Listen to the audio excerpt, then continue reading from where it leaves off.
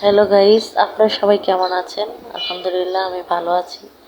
তো এখানে আমার শাশুড়ি বাজার করে নিয়ে এসেছে। তো আমাকে বলল যে তুমি দেখো আমি কি কি নিয়ে এসেছি। তো এখানে প্রথমেই হচ্ছে 2টা তরমুজ, একটা ঠান্ডার বোতল, তারপরে হচ্ছে 5 কেজি পোলাওয়ের চাল, হলুদ মরিচ ধনিয়ার গুঁড়া, আর এখানে হচ্ছে 5 কেজি মুরগি। এই তো তারপরে হচ্ছে লেবু এনেছে,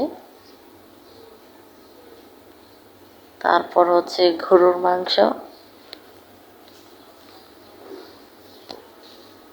তারপর হচ্ছে আবার গরুর কলিজা,